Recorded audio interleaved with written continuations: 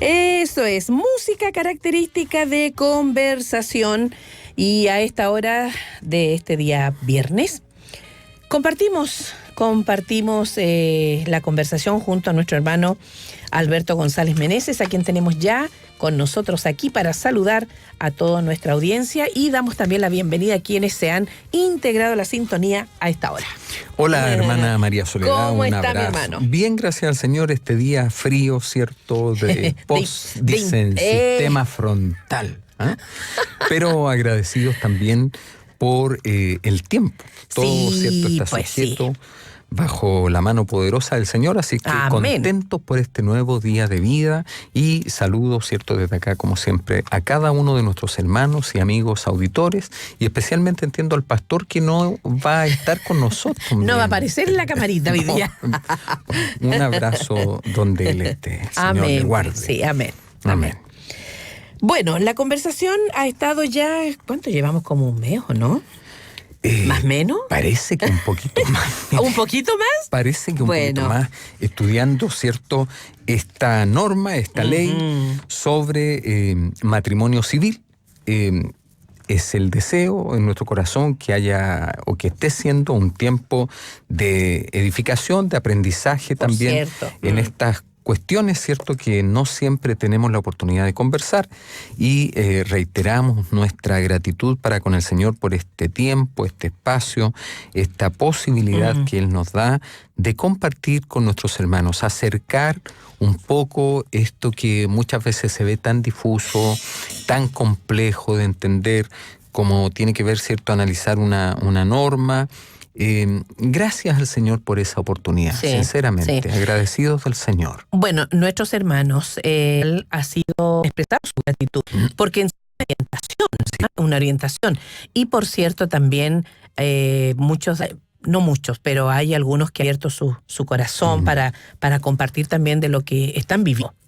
De lo que está pasando ellos en carne propia con respecto al matrimonio, a esto de la separación, a estar también pasando por la mediación, y que cuando ya no se puede arreglar, tienen que alcanzar y llegar a esto de lo que es el divorcio. La semana pasada, de hecho, una situación que tuvo que ver usted después del programa. Estuvimos compartiendo con un hermano quien, bueno, daba testimonio del cierto agradecido del espacio. Él se encontró, me decía, buscando sintonizar. Él había escuchado de un programa sobre esto y quiso sintonizarlo a propósito de estar viviendo una situación muy difícil. Y bueno, él después, ¿cierto?, daba testimonio, se sintió cubierto, acompañado. Gracias, en una situación tan difícil, tan compleja, que también, por cierto, viven nuestros hermanos en las congregaciones, y donde no siempre está la posibilidad de abrir el corazón para compartir de esto. Muchos hermanos viven estas cosas solitos. Así es, así es. Sobre todo, ¿cierto?, en congregaciones más grandes, donde no está la posibilidad siempre, esta cercanía entre los hermanos, con el pastor.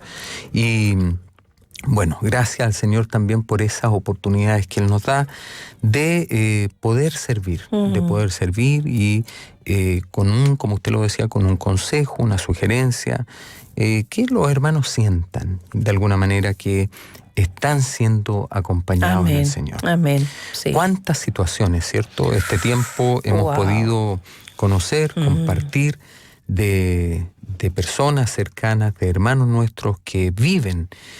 Es como esto que dice la ley, ¿cierto? En ellos se materializa. En ellos viene la situación, y entonces, ¿qué hacemos? ¿Cómo abordamos esto? Bueno, el Señor, ¿cierto?, permita que podamos seguir avanzando en este y en otros temas que sean de ayuda, de edificación para con nuestros hermanos. Si hay alguien que está por primera vez en la sintonía, decirles que son temas que se han abordado ya por tiempo, y que si quisieran ustedes oír acerca de esto, lo que se ha conversado anteriormente, pueden ingresar a nuestro portal www.armonía.cl y allí van a encontrar, busquen allí donde dice en derecho y conforme a las escrituras. Y se van a encontrar también con todos los temas que en años anteriores hemos compartido aquí junto a nuestro hermano Alberto. Amén. Así es.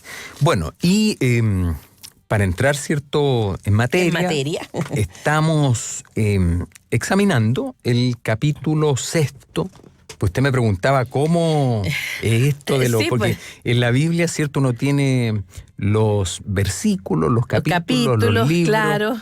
Fíjese que en la ley también, y particularmente esta ley que nosotros estamos estudiando, la 19.947, también tiene subdivisiones donde los hermanos, ¿cierto?, si es que consultan o para cuando se acerquen a un texto legal, a una norma, ellos van a ver también que hay una estructura, ¿cierto?, con capítulos, generalmente disposiciones generales al principio, y luego, de acuerdo a la materia, es como también se van agrupando los artículos, ¿ya? Esto, la ley generalmente responden a un orden.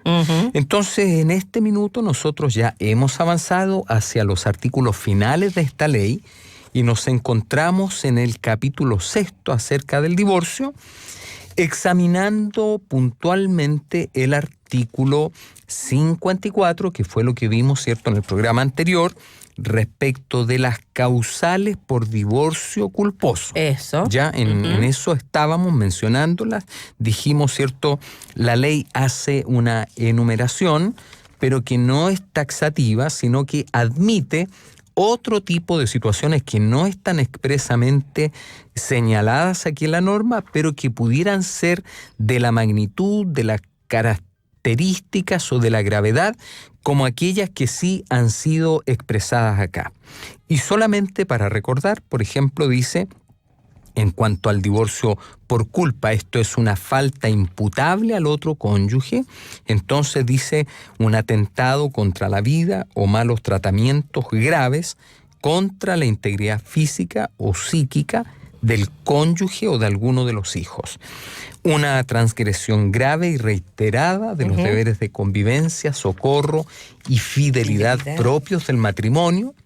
Y dice, el abandono continuo o reiterado del hogar común es una forma de transgresión grave de los deberes del matrimonio. También considera, ¿cierto?, como una causal imputable al otro la condena ejecutoriada por la comisión de alguno de los crímenes o simples delitos contra el orden de las familias y contra la moralidad pública, o contra las personas, ¿cierto?, y ahí hace una referencia al título 7º y 8º del Código Penal. Entonces, que involucre esto una grave ruptura de la armonía conyugal.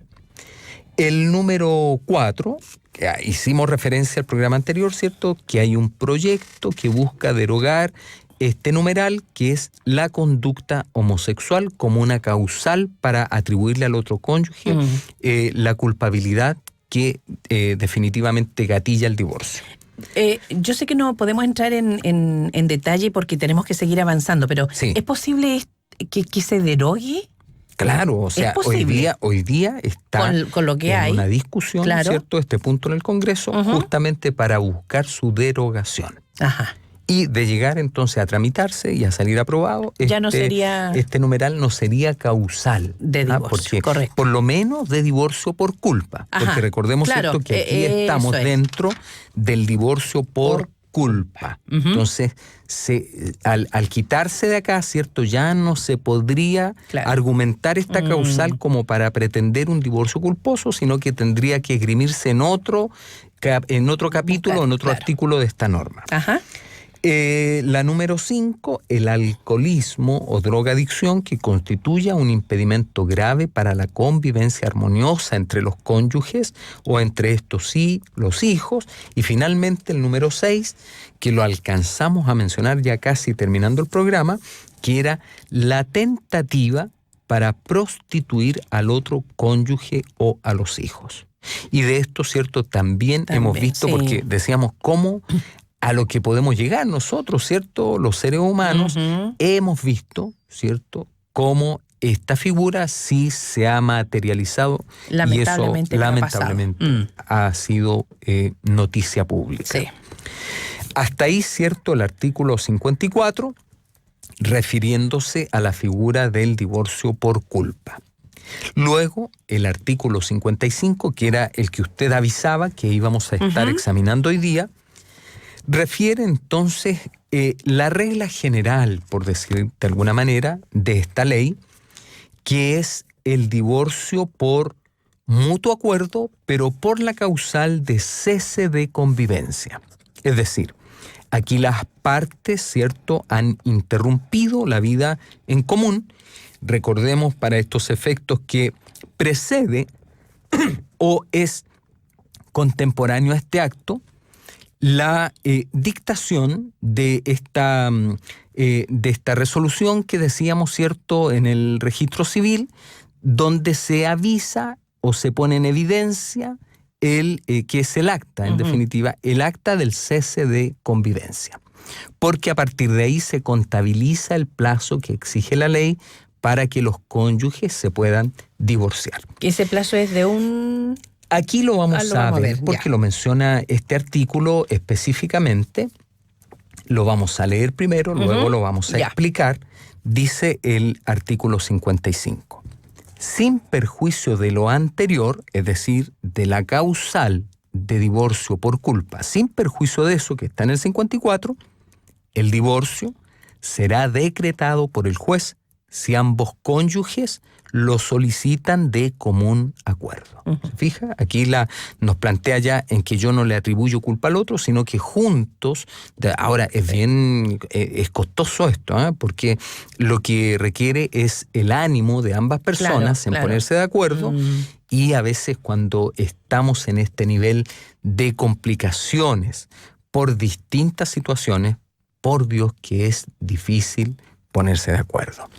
Pero la ley así lo ha citado, entonces dice, ambos cónyuges lo solicitan de común acuerdo y acreditan que ha cesado su convivencia durante un lapso mayor de un año. Y ahí entonces tiene plena o cobra pleno valor el acta del cese de convivencia. ¿Ya? Porque es el instrumento en virtud o mediante el cual se acredita que efectivamente los cónyuges han cesado en este hecho de vivir juntos desde tal o cual fecha. En este caso, dice el inciso segundo, cada vez que hay un puntito aparte, ¿cierto?, se entiende que es otro inciso. Entonces aquí, en el inciso segundo, dice, en este caso, los cónyuges deberán acompañar un acuerdo que ajustándose a la ley, regule en forma completa y suficiente sus relaciones mutuas. Recordemos, ¿cierto?, que en los inicios de este capítulo del matrimonio, hace ya varias semanas, hicimos referencia a todos los derechos y deberes, las obligaciones que surgen a propósito de la vida conyugal. Entonces, dice acá, que regule en forma completa y suficiente sus relaciones mutuas y con respecto a sus hijos. ¿Cuáles son estas relaciones mutuas? Bueno, hace referencia, ¿cierto?, al artículo 21 de la ley, en donde allí están expresadas cuáles son las relaciones mutuas que se deben considerar y que deben quedar debidamente reguladas para efecto de que se pueda decretar el divorcio. Dice el 21. Si los cónyuges se separaren de hecho, podrán de común acuerdo regular sus relaciones mutuas. Y aquí dice, especialmente los alimentos que se deban y las materias vinculadas al régimen de bienes del matrimonio. O sea, entendemos entonces por relaciones mutuas que deben quedar reguladas los alimentos, tanto alimentos mayores o alimentos menores, como también el régimen comunicacional que tendrá aquel padre o madre que no va a estar permanentemente al cuidado de los hijos, y en el caso que hubieren bienes, también esto idealmente debe quedar regulado. Dice el inciso segundo del 21, en todo caso, dice, si hubiere hijos, dicho acuerdo deberá regular también a lo menos el régimen aplicable a los alimentos, al cuidado personal y a la relación directa y regular que mantendrá con los hijos, que era lo que decíamos recién, ¿cierto? Aquel de los padres que no los tuviere bajo su cuidado.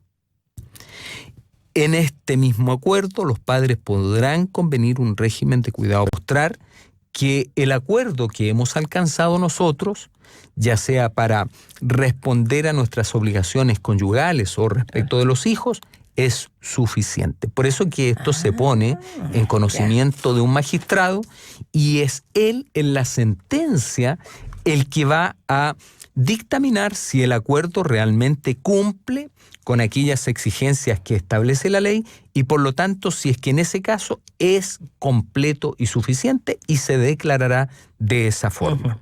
Entonces, dice acá que se entenderá que es suficiente si resguarda el interés superior de los hijos, procura aminorar el menoscabo económico que pudo causar la ruptura y establecer relaciones equitativas hacia el futuro entre los cónyuges cuyo divorcio se solicita.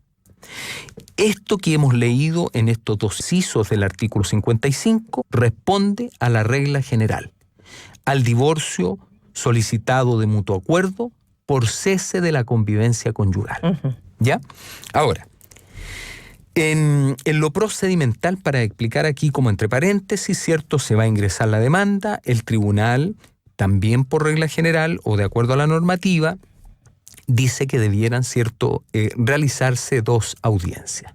La primera audiencia es la de conciliación, donde se entiende, ¿cierto?, que van las partes, se presentan y someramente hacen un relato de aquello que están demandando.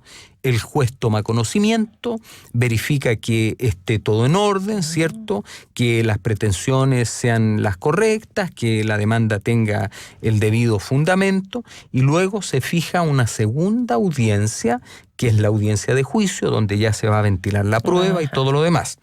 Pero en la práctica, hoy día, por una cuestión de economía procesal, ¿cierto?, y de optimizar los tiempos en los tribunales, generalmente se adopta cuando está todo en orden, todo en regla, y las partes han hecho acompañar oportunamente todos los antecedentes de lo que se valdrán para acreditar las exigencias normativas, entonces los jueces han adoptado por regla en la primera audiencia dejar el tema inmediatamente resuelto y sacar la sentencia ahí mismo. ¿Ya?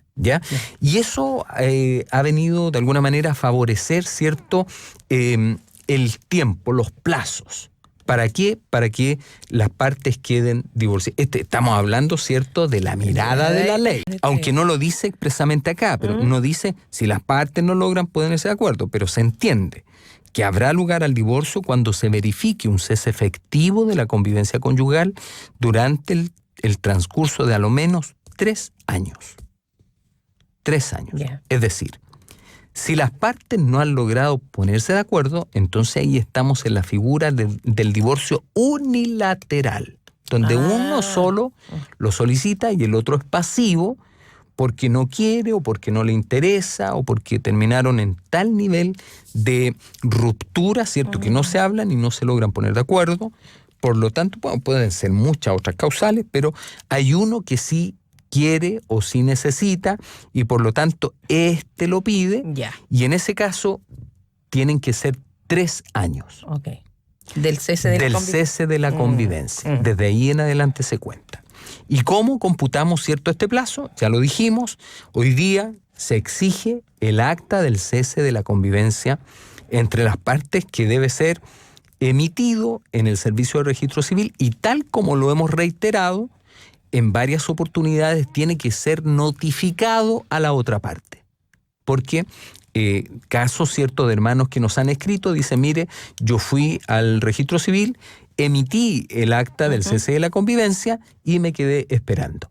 Y entonces en ese caso no ha empezado a correr el plazo porque el requisito posterior fundamental para que se le cuente el plazo es que usted notifique este instrumento, si es que no han ido los dos, por cierto, si es que ha ido uno solo, pero se lo debe notificar a la otra parte vía tribunal de familia, ¿ya? Así es que hago esa precisión para que no haya confusión en la información que estamos aportando. Entonces, dice, en este caso, ¿cierto?, el cese deberá ser de a lo menos 3 años, salvo que a solicitud de la parte demandada, el juez verifique que el demandante, durante el cese de la convivencia, no ha dado cumplimiento reiterado a su obligación de alimentos respecto del cónyuge y de los hijos comunes, pudiendo hacerlo. Este es un requisito. Es decir, si el varón, por regla general, ¿cierto?, es quien está obligado a entregar alimentos para sus hijos y para la familia. Entendiéndose que los hijos quedan con la... Entendiéndose claro, también por regla general que los hijos quedan al cuidado de la madre. Claro. Bien. Ahora, si es el varón el que solicita el divorcio, pero no ha dado cumplimiento al pago de los alimentos a los cuales estaba obligado por una sentencia de un tribunal, se podrá presentar como una oposición a este divorcio, ¿cierto?, el hecho de que no se ha cumplido con el pago de los alimentos. ¿Y cómo se evidencia eso? Bueno, de manera muy fácil, porque generalmente cuando los tribunales ordenan que el padre o la madre cumplan con la obligación del pago de alimentos, se realiza la apertura de una libreta de ahorros que se abre exclusivamente para que ahí se depositen los conceptos por alimentos. Ese es, aprovecho, ¿cierto?, de decir, es un error que se comete muchas veces, también regla general, por las mamás, que en esa libreta empiezan a depositar otros ingresos, otros ítems, otros conceptos. Esa libreta es exclusiva, porque todo lo que aparezca allí depositado, el tribunal entenderá que es por concepto de alimentos que ha pagado el demandado. Si usted dice, no, pero es que mire, yo recibía una platita y la ponía ahí en la libreta porque no tenía otra libreta, está cometiendo un error. Porque el día de mañana, cuando el tribunal liquide la deuda, claro, va a aparecer, ¿cierto?, que está ahí mismo la plata por concepto de pensión de alimentos y la plata que usted fue depositando por distintos otros conceptos. Hay que separar muy bien las cosas. Esa libreta es exclusivamente para el depósito de la pensión de alimentos. Por lo tanto, si me demandaron de divorcio, pero el padre o la madre no han cumplido con su obligación, yo hago presente eso al tribunal inmediatamente en la contestación de la demanda y entonces presento esta excepción. Y le digo al tribunal, mire, sí, está bien, pero resulta que este señor o esta señora no han cumplido con una obligación legal. El tribunal tomará esos antecedentes y pedirá que se liquide la deuda. Es decir, que se revise el estado de la causa, la parte tendrá que acompañar, ¿cierto?, la libreta, y el tribunal es el tribunal, no es uno el que dice, mire, esto me debe, sino que es el tribunal, uno de sus funcionarios, quien hace el ejercicio de verificar cuánto es lo que ha depositado y cuánto es lo que adeuda. Por lo tanto, previo a fallar esta cuestión del divorcio, el tribunal, ¿cierto?, tendrá que emitir una orden al demandado para que cumpla con aquello que debe. De lo contrario, no se podrá avanzar. ¿Ya? Eso como para tenerlo en cuenta. Dice hacia el final, en todo caso, se entenderá que el cese de la convivencia no se ha producido con anterioridad a las fechas y que se refiere aquí al acta del cese de convivencia en los artículos 22 y 25. No vamos a volver sobre eso porque ya lo señalamos en alguna oportunidad. Sí, habla de la escritura pública, del acta del cese y todo lo demás. El inciso final de este 55 dice que la reanudación de la vida en común de los cónyuges con ánimo de permanencia, interrumpe el cómputo de los plazos a que se refiere este artículo. Claro, eso efectivamente es así. Si es que usted retoma la vida en común, porque entraron en conversaciones con su cónyuge y quieren ver una posibilidad, ¿cierto?, de que esto se arregle de alguna manera. Ambos nos comprometemos a seguir avanzando, ¿cierto?, por el bien de sacar adelante este matrimonio, la vida de los hijos, etcétera. Entonces ellos deciden retomar la vida en común. Y ahí hay un ánimo de permanencia. ¿Ya? Tiene que existir ese ánimo. O sea, si están separados los cónyuges, por ejemplo, un año, el requisito mínimo que pone la ley, y aparece, cierto, que el cónyuge se quedó a dormir un día en la casa de su bueno, actual cónyuge, pero dicen de su ex, se quedó a dormir porque cualquier cosa, no hay un ánimo. Aquí tiene que haber un ánimo de retomar la vida en común. Y en ese caso sí que se interrumpe el plazo que exige la ley. Bien.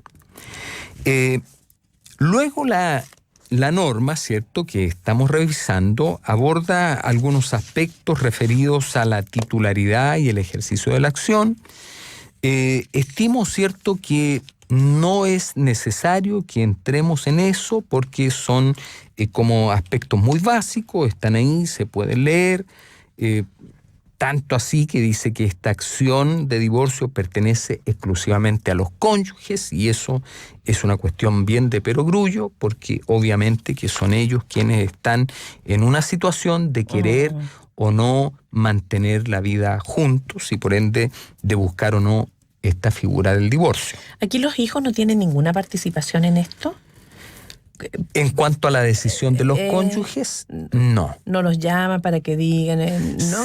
Se considera la opinión de los hijos en aquellos casos especialmente vinculados a la relación que se va a establecer con el padre o con la madre, ¿ya? Al régimen comunicacional.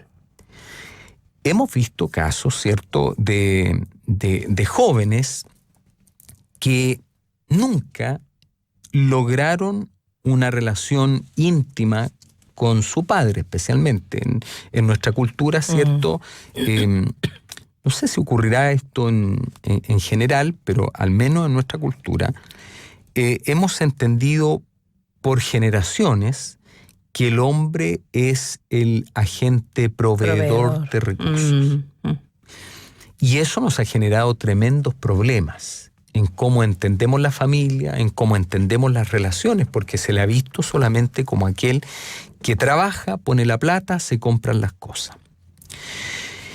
Y ese es un concepto tremendamente equivocado en esta mirada, ¿cierto?, general. El cariño, el afecto, el amor, el cuidado, la preocupación y todo lo que hemos dicho y hemos hablado acerca de eso, en la medida en que hemos ido avanzando en el desarrollo de esta norma, son aspectos que muchas veces quedan relegados a un segundo plano. Y eso facilita que la relación afectiva entre el padre con los hijos no siempre sea buena, no siempre sea sólida. Muchas veces los papás los hijos ven a sus padres como una persona extraña, es curioso, pero no siempre se llega a un conocimiento del padre, principalmente. Entonces, en ese caso, cuando los cónyuges se separan, ya sea de hecho o se divorcian, muchas veces surge esta pretensión de parte del padre de: entonces ahora que vamos a estar lejos, no, yo quiero tener una relación más íntima con mi hijo. Ahora. Y resulta que no siempre el hijo está preparado para eso, está en condiciones de satisfacer ese deseo, por legítimo que pudiera parecer, de parte del padre. Entonces, hay un régimen comunicacional que se llama ordinario, o es el habitual, o es el más común, la regla general, donde el tribunal, ¿cierto?, y las partes acuerdan que estos hijos verán a su padre. Menciono el caso del padre nada más porque la regla general, entiéndase que también podría ser excepcionalmente o a la madre, en tales y cuales días determinados, ¿cierto? Ahí se ponen de acuerdo, un fin de semana por medio, fiestas patrias, fiestas de fin de año, para el cumpleaños del papá o de la mamá, según sea el caso. Pero el hijo no siempre está preparado para establecer este tipo de vínculos con aquel padre que está saliendo del hogar común. Y dependiendo de la edad, porque fíjese, eso es bien importante, dependiendo de la edad, hay algo que se conoce como el desarrollo progresivo, ¿cierto? De la formación del niño, niña o adolescente. Está contemplado esto por lo demás en la Carta o en las normas internacionales acerca de los derechos de los niños, donde se ha llegado a entender, y aquí hay un concepto que tal vez no, sin desviarnos, ¿cierto?, del tema que estamos tratando, pero que es bien importante que nosotros lo logremos considerar, porque fíjese que las normas internacionales, que son aquellas que también acogen nuestro derecho, en cuanto al desarrollo o a la evolución, ¿cierto?, del desarrollo cognitivo de nuestros hijos, dice que ellos, en la medida que crecen, tienen la posibilidad de ir tomando decisiones por sí solos.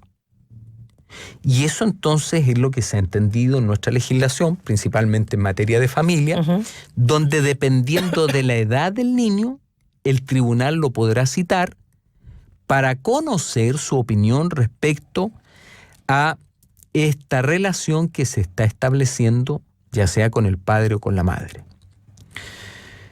Se tienen en cuenta también muchos otros antecedentes, cómo fue el padre o cómo fue la madre o cuál fue el nivel de vínculo que lograron establecer.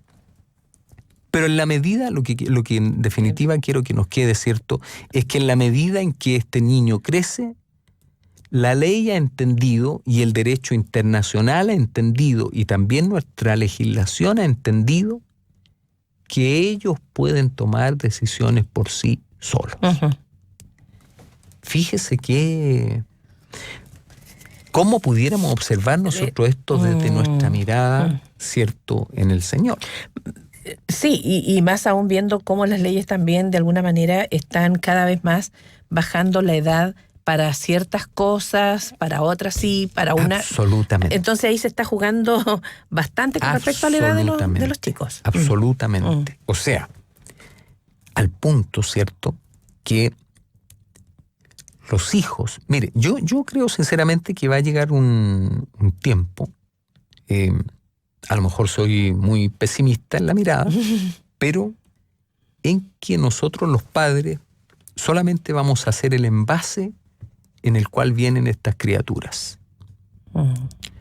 Pero luego no vamos a tener tanta mucha ascendencia en la formación, porque eso ya se está viendo hoy día.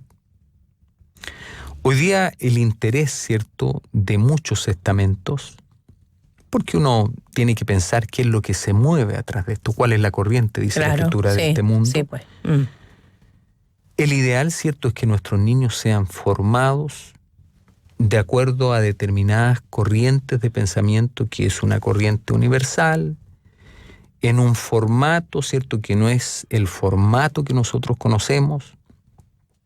¿Qué más podría esperar uno en eso?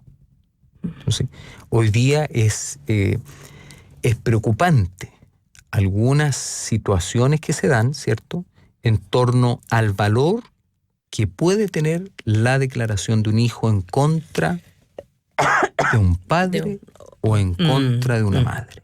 Fíjese que en otras legislaciones ya mucho más avanzadas que la nuestra, un chico demanda a su padre o a su madre por haberlo traído a este mundo, por haber nacido, porque sabía que esta criatura, ¿cierto?, podía tener alguna complicación médica desde que estaba en el vientre, y luego, ¿cierto?, una vez que ya es hombre o que es joven y que entiende las cosas, entonces lo demanda. Imagínense. Y el derecho hoy día da cabida a todas estas situaciones tan peculiares que a uno, por cierto, que le llaman mucho la atención. Sí. Bueno, hay mucho que decir acerca de eso y daría para... Creo que sería un buen tema de conversación. Bueno, estamos terminando esto de la ley de divorcio, así que tenemos ya que sentarnos a trabajar sobre aquello que se va a venir para las próximas semanas. Uh-huh. Llegamos así, fíjese, mire cómo hemos avanzado hasta el capítulo 7. Ajá. Párrafo primero, ¿cierto? Del capítulo 7 dice de las reglas comunes a ciertos casos de separación, nulidad y divorcio. Regla común. Y aquí hace referencia a la compensación económica. Esta es una figura nueva, no estaba contemplada en legislaciones anteriores. Por lo demás, recordemos, ¿cierto?, solamente para tener en cuenta que la ley de matrimonio civil databa ¿de qué año dijimos? ¿Usted lo anotó eso? ¿Pues? Ay, por aquí lo tengo. Espéreme. De 1884. Imagínese. Del año 1884. Entonces, esta figura es una figura nueva, es novedosa. ¿Y en qué consiste? Dice el artículo 61. Si como consecuencia de haberse dedicado al cuidado de los hijos, mire, si como consecuencia, o sea, no es por otra cosa, es a consecuencia de esto, de haberse dedicado, y empieza a decir, al cuidado de los hijos, lo primero, cuidado de los hijos, o a las labores propias del hogar común, segunda cuestión que se tiene en cuenta para compensar al otro cónyuge económicamente. Uno de los cónyuges no pudo desarrollar una actividad remunerada o lucrativa durante el matrimonio, o lo hizo en menor medida de lo que podía y quería, en esos casos, o sea, cumpliéndose esas condiciones, que se dedicó al cuidado de los hijos y que a las labores propias del hogar y que por ende no pudo desarrollar una actividad remunerada, en ese caso tendrá derecho a que cuando se produzca el divorcio o se declare la nulidad del matrimonio, se le compense el menoscabo económico sufrido por esta causa, no por otra. Uh-huh. Es bien taxativo. Ahora, lo que se hace aquí es ponderar efectivamente si se dan esas condiciones. El tribunal hace una evaluación porque se dio, ¿cierto?, al principio que muchas personas pedían esta compensación económica y no respondían a estos requisitos que establece la ley. Y en eso hay que ser muy claro. Se da esta diferencia entre los cónyuges, por ejemplo, cuando el marido o la mujer han salido a hacer su vida laboral y se entiende que es en desmedro, de alguna manera, de la vida que queda en la casa. Uh-huh. Quien hace las cosas, quien se preocupa del cuidado de los hijos. Y producto de ir a participar de la vida laboral en sociedad, esta persona tuvo muchas mejores condiciones económicas que aquel cónyuge que se ha quedado en la casa. Entonces empezó a ganar una buena remuneración, luego, ¿cierto?, tuvo el interés por una profesión, logró estudiarla, ahora es un profesional y gana mucho más dinero y está mejor instalado en una empresa o en forma particular. Pero la brecha que se ha producido económicamente, ¿cierto?, entre el cónyuge que ha salido a participar de la vida en sociedad y este cónyuge que ha quedado en la casa, se ha hecho mucho más notoria. Eso significa que al momento de la ruptura, ese cónyuge que quedó en la casa, que no se pudo, entiende la ley, que no se pudo desarrollar profesionalmente o económicamente, requiere que el otro cónyuge le compense, es decir, le pague por aquello que el otro dejó de hacer por haber optado, ¿cierto?, uno podría entender, ¿cierto?, por un interés mayor, que es el de la casa y el cuidado de los hijos. Ahora, hay condiciones. Dice que para determinar la existencia del menoscabo económico, y la cuantía de la compensación, es decir, cuánto se va a pagar por compensación, se considerará especialmente la duración del matrimonio. Porque si es un matrimonio que, por ejemplo, duró solamente 3 años, no es lo mismo que un matrimonio que ha durado 30 años. Donde se dio crianza de hijos y todo eso. Claro. Se tiene en cuenta, por lo tanto, para establecer el monto de la compensación. Entonces, la duración del matrimonio y de la vida en común. O sea, ¿cuánto duró? Porque pudiera ser que un matrimonio que llevan 10 años casados, pero que la vida en común fue los 2 años nomás, y al tercer año ya se separaron de hecho. Siguen casados. Ajá. Pero la vida en común se interrumpió hace bastante tiempo. Entonces también se tiene en cuenta la vida en común. Otra cuestión que se tiene en cuenta es la situación patrimonial de ambos. Porque claro, pues, la persona que quedó en la casa, al cuidado de los hijos y de las labores propias del hogar, no tiene absolutamente nada más que eso. En cambio, el otro cónyuge, aquel que hizo, ¿cierto?, esta vida de ricos y famosos, entonces ahora tiene una remuneración bastante interesante, tiene bienes, tiene propiedades, y además tiene un crecimiento personal y profesional distinto a aquel cónyuge que está en la casa. Entonces también se tiene en cuenta la realidad o la situación patrimonial. La buena o mala fe. También, mire, este es un dato. ¿Cómo así? A ver. ¿Cómo se ha producido esto? ¿Ha habido a lo mejor buena fe de mi parte en el sentido de que yo siempre entendí que ella estaba en la casa y entonces yo iba y me preparaba, me desarrollaba, pero también era para toda mi familia, para cubrirlos, para satisfacer todas sus necesidades? Ayudé también a que la mujer fuera y también se capacitara y yo de alguna manera... Eso es buena fe. Y la mala fe se podría entender como que hubo algo aquí que en definitiva, por ejemplo, facilitó que ahora en esta nueva realidad que me ha surgido a mí por esta mayor preparación, tanto personal como profesional, y esta mejor condición económica que tengo, entonces yo he conocido en este contexto y en este ámbito a otra persona. Y eso es una realidad frecuente. Así es. Frecuente. Porque quien no está ocupado también de las cosas de la casa y tiene la posibilidad, ¿cierto?, de salir de casa, conoce otra realidad, conoce otro mundo, muchas veces más entretenido que el que está en la casa. Y eso también nos pasa a nosotros, los cristianos, los hijos. Vaya que cuidado tenemos que tener con eso, ¿eh? Dice, la edad y el estado de salud del cónyuge beneficiario, su situación en materia de beneficios previsionales y de salud, y esto es súper importante, porque fíjese que muchas veces la compensación económica, los tribunales ordenan que cuando no esté la posibilidad de un pago, porque el cónyuge se niega y dice, sí, está bien, yo reconozco, pero no tengo cómo pagarle, está bien.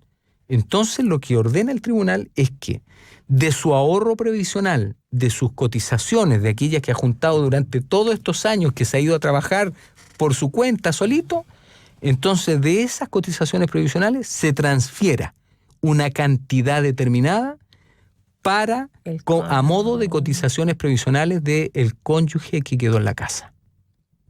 Y eso me parece una buena medida. No se toma el dinero y se le pasa la plata a la persona, sino que se toma de ese fondo previsional, se le ordena a la administradora de pensiones, ¿cierto?, un bono, preparar por esa cantidad, y entonces se transfiere a una cuenta que se apertura en caso que no la tenga y que favorezca a aquel cónyuge, y eso se entiende como pago por esta compensación económica. Por eso que aquí habla acerca de materia de beneficios previsionales y de salud. También se considerará o se va a ponderar la cualificación profesional y las posibilidades de acceso al mercado laboral, que era lo que decíamos, ¿cierto? Y la colaboración que hubiere prestado a las actividades lucrativas del otro cónyuge. También lo dijimos, cuando esta persona, ¿cierto?, que salió, facilita también que el que queda en la casa también se desarrolle, también participe de estos beneficios. Bueno, Eso es como parte de aquello que hace referencia acá la ley acerca de la compensación económica. Ajá. Cuando no hay acuerdos, porque esto también puede zanjarse por un acuerdo entre las partes, o bien en caso de que no haya acuerdo, entonces es al juez a quien le corresponde determinar, primero, la procedencia de la compensación económica y, en segundo lugar, establecer el monto. ¿Cuánto es lo que se le va a pagar al otro cónyuge?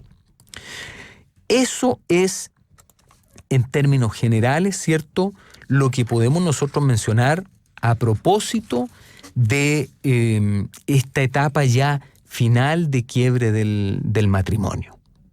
Es una cosa, lo hemos dicho, difícil, complicada, pero es parte también de nuestra realidad. Sí, así es, así es. Dos preguntas que tienen que ver precisamente con lo que ha compartido, hermano, y una de ellas, mire, justo esta, dice, si un matrimonio ya se divorcia, Ya. ¿cuál sería en este caso la compensación si el esposo le deja casa y bienes, cosas de hogar a la mujer? No hubo hijos. Bueno, ahí ya está la compensación. O sea, se quedó con todo. La casa, dice, los bienes. ¿Cuál sería, dice, la compensación si el esposo le deja? O sea, estamos entendiendo que le dejó casa, le dejó bienes y cosas de hogar a la mujer y no hubieron hijos. A mí me parecería que eso ya es una buena compensación. Ajá. O sea, a lo mejor está pensando en algo, no sé, como económico. No necesariamente. Ya. La compensación no necesariamente se traduce en el pago de dinero. Ajá.